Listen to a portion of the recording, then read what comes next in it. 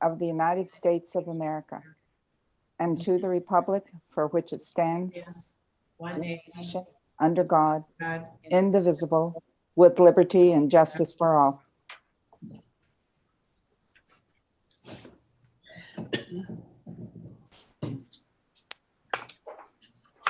Want to take the roll call?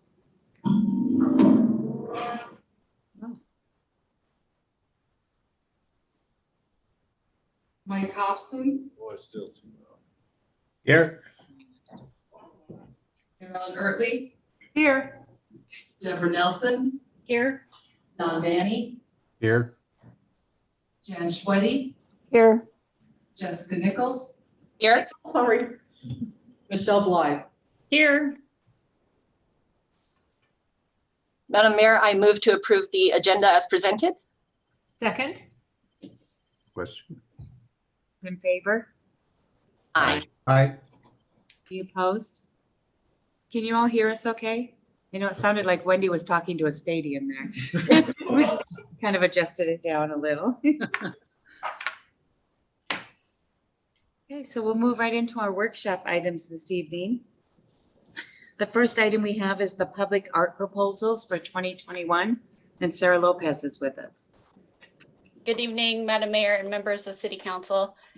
So the Public Art Committee and our Parks, Arts and Recreation Commission have reviewed 13 proposals for public art for 2021, and they are recommending funding 8 projects totaling $65,650. And I would like to show you a brief slideshow of these projects. Let me share screen. Wendy, can you enable me to share?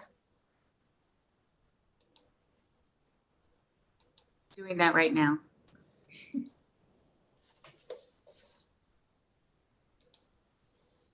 think you have to make her co-host.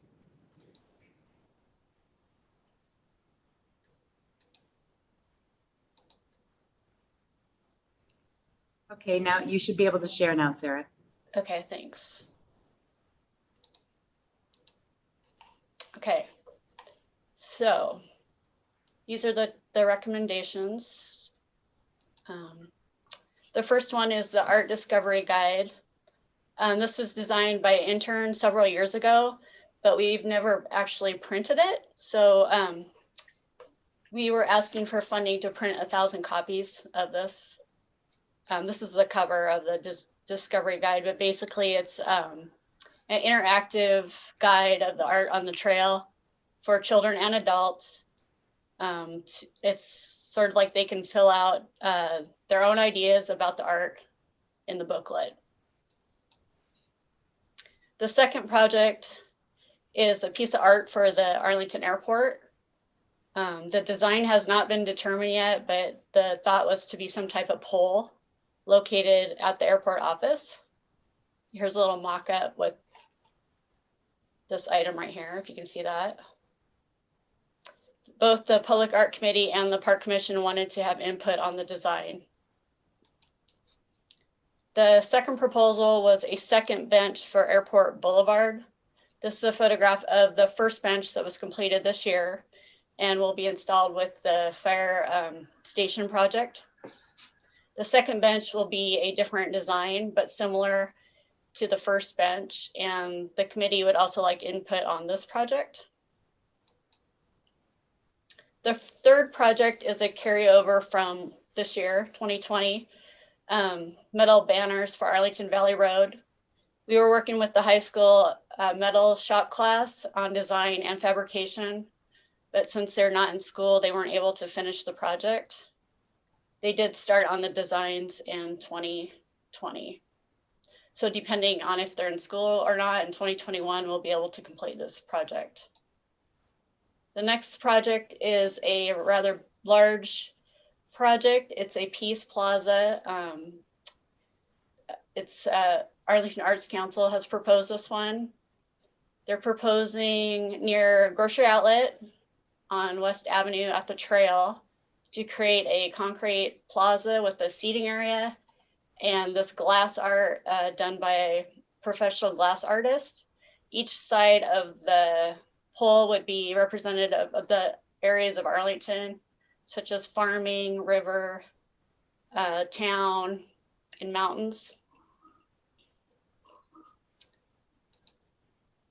Another project that was submitted was postcard murals. These are 8 foot by, let's see, 8 foot tall murals printed on metal, one for downtown and one designed for Smoky Point area. Another project that was proposed was metal rabbits, similar to the metal fish that are in 67th median. These would be for Division Street median, shown here on this photograph, 3 rabbits. And the next one is a sculpture, it's metal, by Dan Freeman, and this would be to replace the story pole that's on the Centennial Trail by 4th Street, which is made of wood and is deteriorated. And this is a new one that we just received notification last week that Mike Nordine wants to donate this dragon that he built for the Suddenly Dragons project this year. And we were thinking of placing it on the Innovation Center Pocket Park. And then I just want to go through the 2020 projects that were completed real quickly. This is a sculpture with Verena Schrippert that's been placed on the Airport Boulevard. This is the Skatepark mural, one side of it. Here's the metal banners. The shop class presented their designs earlier in 2020. We are refinishing this old tractor for the roundabout. It's being sandblasted and painted currently. The Suddenly Dragons project by Monica was done over the summer. This was an interactive project with the public. And the bench again for Airport Boulevard. And we reprinted the art banners. So you may have noticed all the banners are looking fresh and beautiful in Arlington.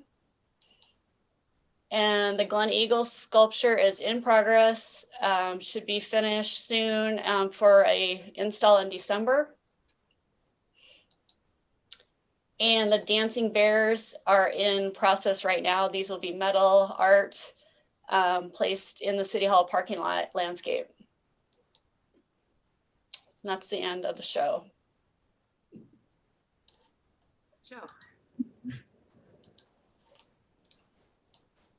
Any questions?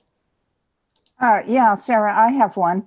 The tractor and the roundabout, which roundabout is that the tractor's going in? The new roundabout at 204th. 44th. Can you unshare your screen? Sorry. We get the Brady Bunch boxes There back. you go. Thank you. Okay. So is that roundabout big enough for that tractor? It was designed with the tractor in mind. Oh, okay. It just seemed, And there'll be Kind of big. lettering in front of it with the Kent Prairie neighborhood. So it'll look really nice with landscaping behind it. And okay, thank you.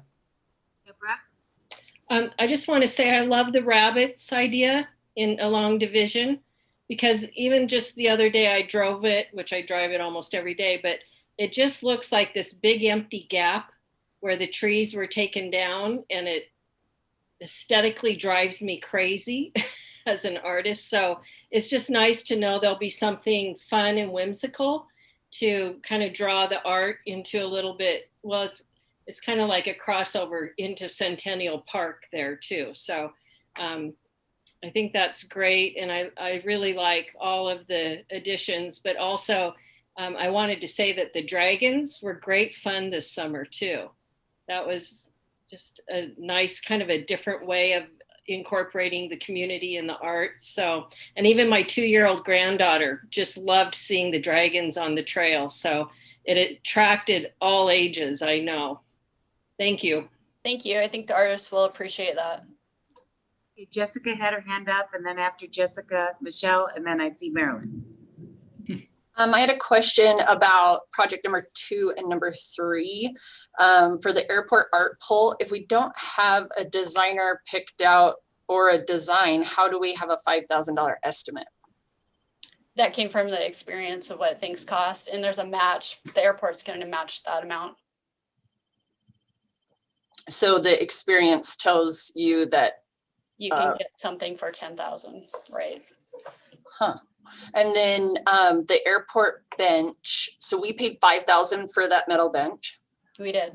and that's pretty standard as well. I don't know how much art costs till council. For a fabricated, unique bench, it is. Okay, thank you. Michelle and then Marilyn. Jessica, are you deciding that you're going to build benches? For sure. I think all the pieces were really varying in their types, and I love the dancing bears, the last one, but I thought they were all really intriguing, and I think it would stop anyone just to look at it and pay some attention, which is the goal, right? So yeah, you did a really nice job in the presentation, so thank you. Thank you. Okay, Marilyn. I just wanted to add to Deborah's comment about the rabbits, that the Arts Council and I believe the Public Art Committee also discussed continuing that theme of rabbits into Smoky Point Boulevard or somewhere else, and so it's kind of a theme through Arlington, so in future years. Well, and I see rabbits in my alley, just so Yeah, you we know. all see rabbits. I see them eating my garden. Yeah, so I mean, it's appropriate. Yeah, I want to thank the Public Art Committee and the Parks and Arts and Recreation and Sarah Lopez for all the time they've spent into this and all the proposals they went over. I think you presented the council with a great list. And I appreciate you doing a presentation on last year's as well. You're welcome. Does anybody else have any other questions or comments on this? Dawn and then Mike. The only question I have and concern would be the one with the glass put in there. I'm just concerned for vandalism and stuff. Oh, Glass has been used for centuries and it holds up like tile does. One of those Okay. glass fish on the wall in the executive conference room and everybody comments on it. They're really beautiful. It's actually would be a mosaic, so it's set in mortar and grout. Oh, okay. Okay.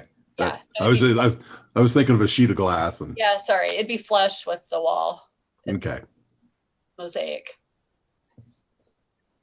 Hey, Mike, you're next.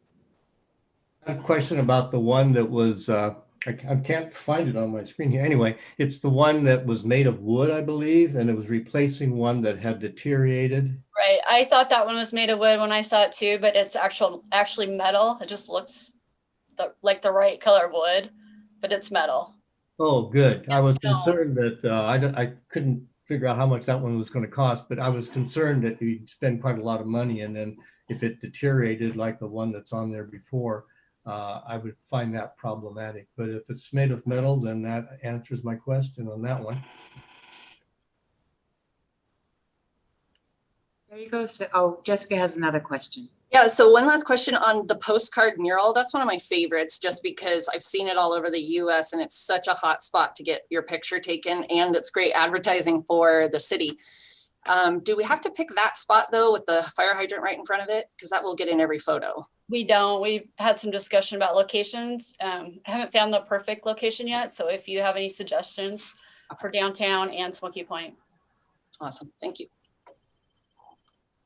Thank you for the presentation. Oh, Marilyn wants to go again. I'm Okay. sorry, I can't get my hand in the screen there. I just wanted to say to Jessica that one idea that I had thought about and the committees had discussed was having it at the bus stop at Smoky Point, so that when people get off the bus or get on the bus, then they realize, it'd be like right there, and it could be a handy place to take photos too.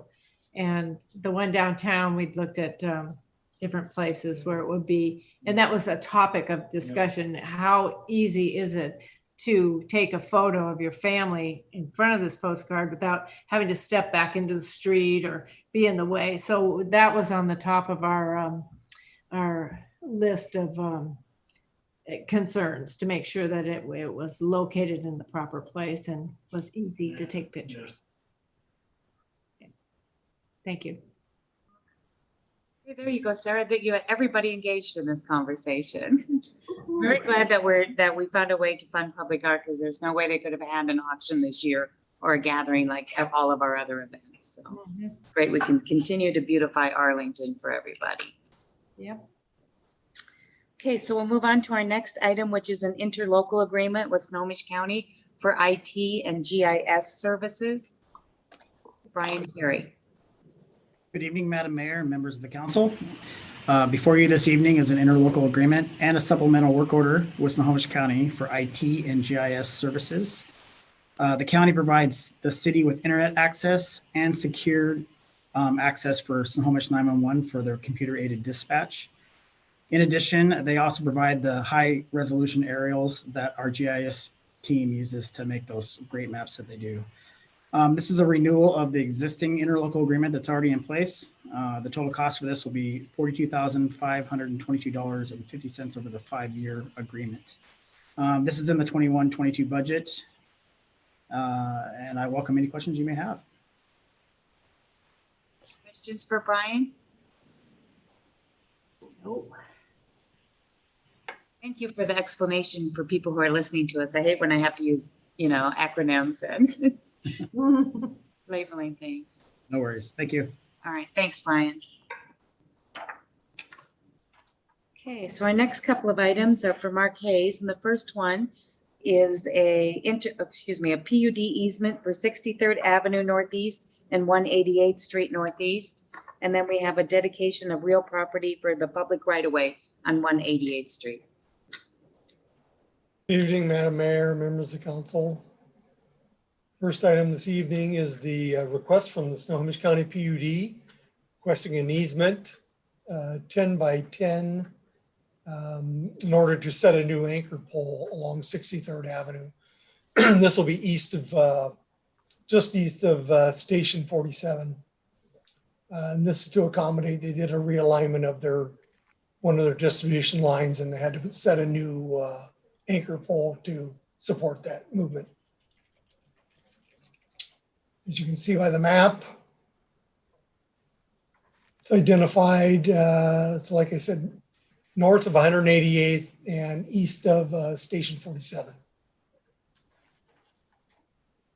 So Mark, if I can ask a question on that, do you know if that had anything to do with the smart cap constructions right there by the airports? No, it actually had trailer? It actually had to do with the HCI building that's going in. Oh, okay. And the new pole that had to be set there. So oh, okay. It was to accommodate growth along 188. Okay, thank you. Any other questions on that one? Oh, let's move to you. Oh, Deborah has one. I see where it is, but I just trying to place where all the ballparks and everything is. It's not going to be anywhere where it's going to interfere with parking or the ballparks, is it? It's before that. The ballparks are quite a bit further west. Okay. So this is if you know where the HCI building is being built. Yeah. So this is just directly north of that. Okay. Along 63rd Avenue. Yeah. Thank you. Mm-hmm. The next item is a dedication of right-of-way. So this is in conjunction with Smart Cap development along 188th. This is for a strip of land 10 feet wide by the width of the property. This was for right-of-way purposes. They have put the improvements in at this point in time, so it is complete. We're just looking to do some house cleaning here and get the dedication finalized. Are there any questions or comments on this item? No. They're easy on you tonight, Mark. Thank you. The next item will be dedication of right-of-way. This is also associated with Smart Cap. This is for the 63rd Avenue improvements. So if you look at the illustrative map here, you'll notice that the right of way is just for the Smart Cap property. This is actually where the casting operations building is. But there is another piece of property along this alignment to the south of this. It will be from Swire Coca-Cola. We just haven't received that yet, but that will be coming at a later date. So that will give us half street improvements all the way from Smart Cap to 180th with the Dan Troll project. So my question is 63rd. Now they're going, 63rd is going to go south. And is that all development funded or? It is not all development funded. The majority of it is. There will be a segment between where Pick and Pull is. So just to let you know how the layout is, you have the PUD, and then you have the cement distributors.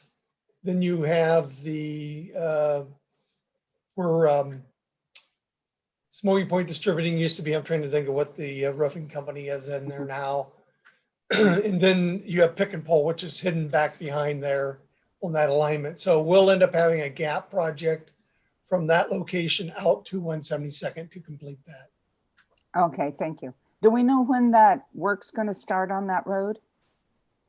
Or is that in a couple? Yeah, on 63rd. So PUD just paved their portion. Arlington Advanced Manufacturing paved their portion this summer. So we're just looking at the that gap piece that will go through where Pick and Pull is and all the way on out to 172nd. Okay, thank you. So that's not going to occur anytime real soon, but yeah. It's in the works. It is in the works. All right, any other questions or comments for Mark? All right, thank you, Mark. Great, thank you. So our final item this evening is our September financial report. Kristen Garcia. Thank you, Madam Mayor, and good evening, members of council. I wanted to focus the first part of my presentation on just on a few revenue sources that we've been monitoring closely due to the COVID pandemic and how that's been impacting some of our revenues. Sales taxes are surprisingly holding the trend. We still are performing better than we did in 2019. But again, continuing to monitor that to make sure that we see if there's any shift or changes in that. Most of the growth right now is still being driven by construction and retail and auto sales. There are a few revenues that I am concerned about, not necessarily for 2020, but kind of looking forward to 21 and 22 as we're kind of finalizing that budget. In the streets fund, our fuel tax revenues right now are only about 55% of what we budgeted for 2020, and they are down about 15% from where we were in 2019. We do have enough fund balance to get us through 2020, but again, looking forward into 2021, if we look at our per capita distribution that was provided by the state, it's about the same between 2020 and 2021. The state is projecting that there may be a general overall decrease in the distribution statewide to the cities. So I'm just a little concerned that the estimates that we were provided, if they were optimistic, not knowing how the remote working situation, if that still plays into 2021, that will certainly impact fuel revenues if people aren't out on the roads, or travel could impact that too. So I think that's something that we definitely want to keep paying attention to, certainly as we get into 2021. And just to give you a point of context, fuel tax revenues are about 39% of the revenue that's generated in the streets fund. So if we do have any downward trends, we'll need to make some adjustments. So something that we'll look at for certain first part of 2021. Lodging tax revenues, again, another area of concern for the next couple of years. Right now, we're about 49% of budget and down about 31% from last year. Right now, as of the September fund balance, we don't have quite enough in fund balance to meet the commitment for the 2020 grant carryover that we committed to the projects that were canceled or postponed from 2020 into 2021.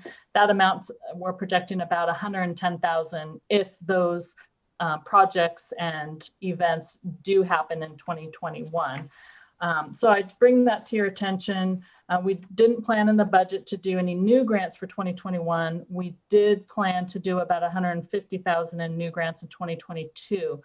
However, we may need a period of rebuilding if we don't start to see those revenues turn around in 2021. So again, just a heads up, we'll continue to have conversations, but just wanted to put that out there. And then in the EMS fund, looking at transport revenues, they are down about 24% from last year. Dave Kraske and I do talk about it on a regular basis. And right now with our GEMT revenues, I'm very thankful for that program. That's been enough to offset any really revenue shortfalls that would impact our fund balance. So I don't have a concern for our fund balance. We'll definitely have enough to get us through. We have our November property taxes coming in, but just a trend that we're noting and that we're paying attention to, but not a big concern at this point. And then want to change directions and give a few positive notes. I did want to thank all of the departments. They are managing their budgets very well and keeping the costs down. So I really appreciate all their efforts. That does help with all of this to make sure that we can meet all of our commitments. And then the city did receive our first reimbursement under the CARES Act program. That was over $300,000. We are continuing to work through all the programs to distribute the rest of the funding. We do have a deadline for November 30th on that, and we plan to meet that. And then we will submit our final reimbursement to the state early December to get that money back. And then something else that I don't talk about often that I just wanted to give council a note on. Periodically, you have a resolution brought to you to surplus assets that are obsolete and no longer being used at the city. And what we do with that is we hold those assets, and then a couple of times a year we hold a public auction to get money back. And we did that recently a couple months ago, and we actually netted about 29,000, which was a pretty good sum. I haven't seen that large of an auction pull for quite a while. So that was a good result. And that money goes back into the department's equipment replacement funds so they can replace the equipment then that was surplus and obsolete.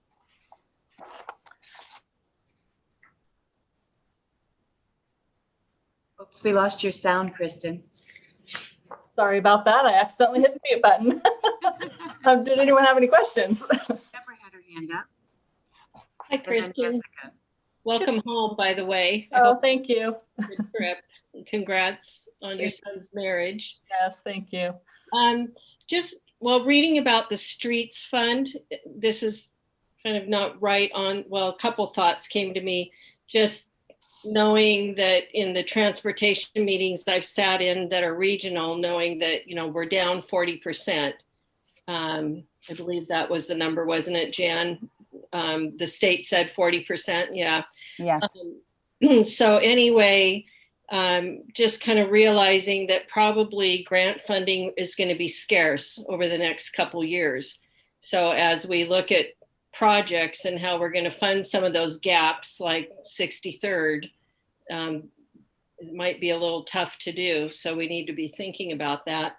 But also it makes me think about our transportation benefit district, which I know is a different source of funds. Mm-hmm. But I'm curious, I know with our taxes, sales tax doing okay right now.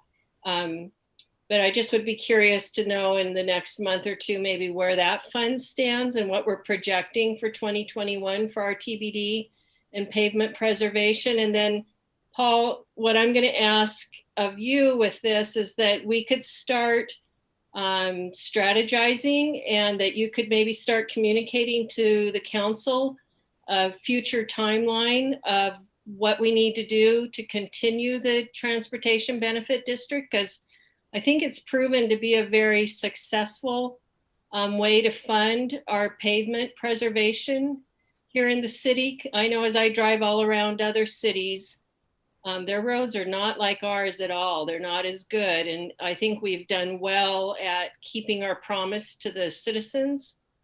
So as I see street fund money falling down on one end and knowing we're not going to be getting much funding through the county and the region and the state, I'd like to see us strategize for the long run for our pavement preservation. So just kind of a request through Kristen's budget report. Thank you, Kristen.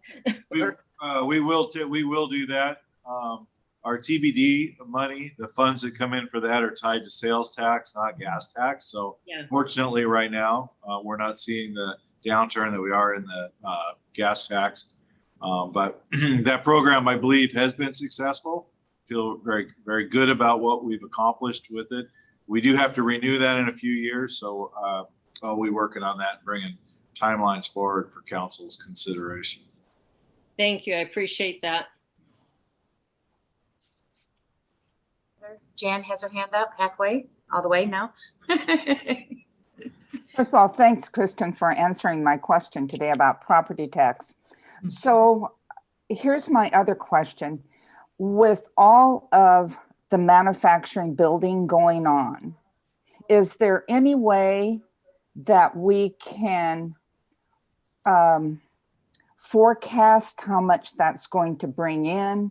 I mean, I look at some of the large ones that's going in, and I know how you said the county does it, but is there any way that we can look at some of those that we know are happening now, and like the one that's starting in January, the huge one, that we can kind of anticipate or figure out how much that's going to bring in property tax? I could work with Mark. I'm sure Mark, what we would need to be able to calculate that is an estimated construction value. That's what the assessor's office uses to put them on the tax rolls. So if I could get construction values from Mark, if he has that information, then I would be able to probably calculate at least a ballpark of what that might look like in terms of our property tax. Okay, I was just thinking that with so much going on, and we know that our property tax is going to raise, that it might give us a little cushion knowing that we're going to have additional money coming in. That's going to help in the long run. Right. And just to kind of explain, I guess for the whole council on the question that you asked earlier is how is construction values added to the tax rolls? So how that works is they look at a period of time between August 1st of the previous year. So let's look at August 1st of 2019, for example, through July 31st of 2020. Any new construction values within that period of time would be added to the tax rolls for 2021. They do percentages as well. So if it was, the project was 25% complete during that period of time, then that amount would be added to the tax rolls. And then the remaining 75% would be the following year. So just to give council a little context of when you're seeing those projects out there, that's kind of when they're hitting the tax rolls, if that makes sense. Thank you. Mm-hmm. So Mark came back in. Did you want to add anything to that, Mark? I just wanted to add that, yes, we will provide you with the estimates of construction as soon as we receive the building plans in for review. Oh, great. We have everything except for the larger project. So I can provide smart cap projects and all of those currently. So I'll reach out to you later on this week, Kristen. Okay, thank you. Jessica, did you have your hand up? Some of you are raising your hand kind of off your screen and it's hard to see. So I think I saw Jessica's hand fly off her screen. My question is for Kristen on the lodging tax fund. I see we've spent a little over 30,000 this year, and I was wondering if that was for the reimbursement of the 2020 grants or 2019. Majority of that would have been for projects that had expenses up until COVID hit or until we gave the timeline on the option if they wanted to get reimbursed for expenses incurred and then get reimbursed for the balance if the project carried forward. A couple of them would have been 2019, but the majority would have been 2020 expenses. So my question with that then is, if they got reimbursed for, let's just say $10,000 worth of expenses for a 2020 event that didn't get to happen, do we deduct that 10,000 from their 2021 event? You do. Okay, because I see we budgeted about 150,000 for lodging tax grants for this year. So I get where the 110 comes from, but wouldn't that amount be different then if we've already paid out some? Well, it's based on what was awarded, and sometimes what we award isn't what's actually spent. So the 150 is just what we budgeted, but that doesn't necessarily match to exactly what was awarded or what's turned in for reimbursement. So what we did was we took what the amount that was awarded less what was already reimbursed and kind of did a projection as best as we could on what we think we might pay out in 2021, which was 110. Okay. Yeah. So my biggest confusion was if we budgeted 150, I didn't quite understand why we wouldn't have it for next year. So you're just saying that you did add a little padding just in case. Well, we have budget. What I'm saying is I don't think we're going to have enough cash in the fund because right now we only have about 97 in cash. So if we were to pay out in January of 2021, the 110 that I think that we're committed to, what I'm saying is we don't have enough cash. And right. So that's what I'm talking about. Okay. Yeah. Got it. Thank you. Yeah, you're welcome. Michelle? Making sure you could see that, Barb. I thought that time. So Kristen, I mean, I know this is future and it's only a guess, but I kind of like what's going on right now with COVID and just things you hear. You just wonder whether there will be any projects happening in 2021, at least in the first half. So does that save you a little bit if you don't think you might have enough cash? Yes. Okay, so then it would work out and be okay. Yes, if any of the events that we were planning to spend that 110,000 on did not happen or were delayed further, correct, that would help the fund balance because we wouldn't be expending that and hopefully we would still be getting some tourism revenue coming in. So part two, Barb, I don't mean to ask you this if you don't know the answer, but have other cities, like when you've talked to other mayors, have they spent all their CARE dollars or do they still have some or they pretty much spend it, or is it all spent? Everybody was trying to put all of the money into the community that they could. So most of these are in the same place we are with a couple of, application processes still open that will close this week for expending of the final bit of the funds. Oh, okay. Thank you. Mm-hmm. Any, Deborah? I'm just curious, Kristen, have you been in touch with any of the hotels to know what their kind of percentage of frequency or occupancy has been, say, through the summer? I haven't. I just get the revenue reports from the state, but I can certainly reach out. I have a couple contacts, so I can get a sense from them at least what they've been seeing and maybe what they think they might be projecting for next year. Yeah, because that's what we're relying on, and I don't really see that we're going to be getting much income. At least I've talked to the local hotels, Deborah, and it's pretty tough time for them. The occupancy is way down and the numbers reflect that. They're hoping that there is a little bit of a bump for the holiday season if people have family that they don't want staying in their homes. So even business travel has fallen off completely. So. Okay, thank you, Barb. Think about them. It's going to be a tough time to be in that business. Yeah. Any other questions or comments for Kristen? Excellent job as always, Kristen. Thank you. Thank you. All right, Paul, do you have any administrative report this evening? Nothing else this evening, Mayor. Okay.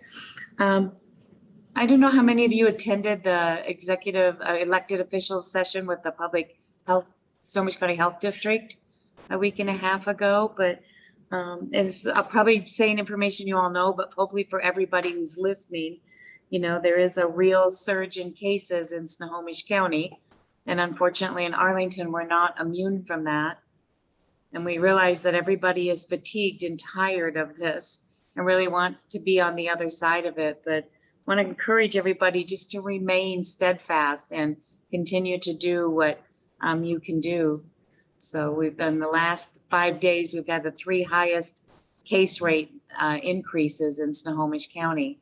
And so we do have a bit of a surge going on right now. So take precaution out there. Do we have any comments from council members this evening?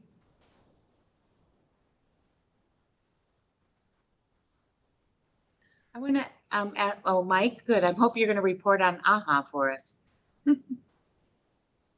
You're on mute, Mike. Mike, your system's on mute. Sorry, I do that every week, don't I?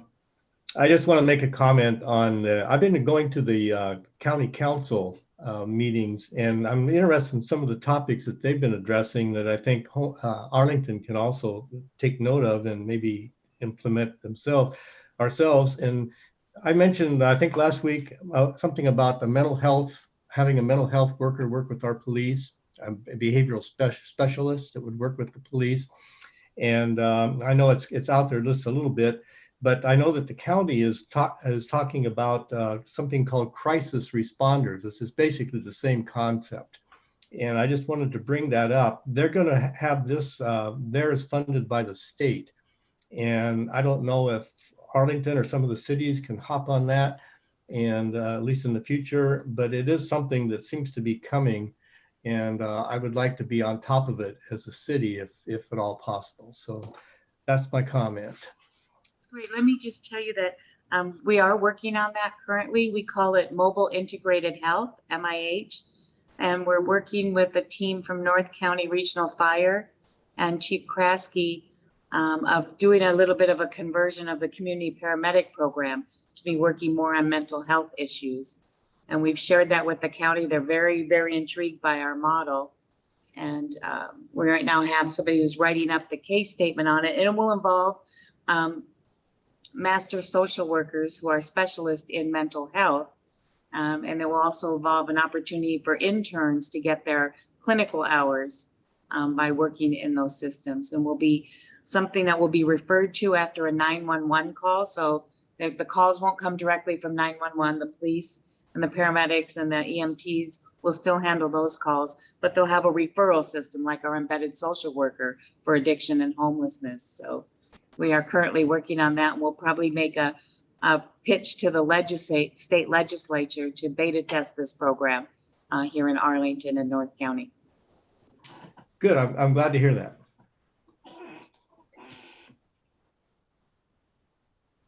Any other comments from council members this evening? Okay, we had no members of the public that wished to speak to us this evening.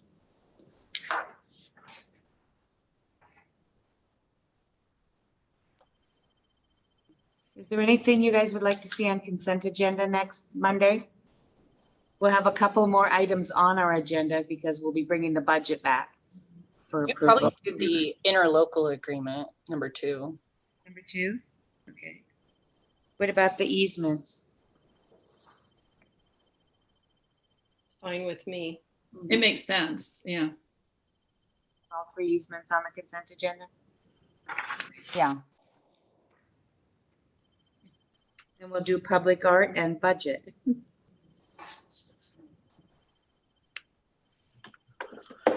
Okay, Madam Mayor, I move to adjourn. Second? Question? Favor? I Aye. Meeting adjourned.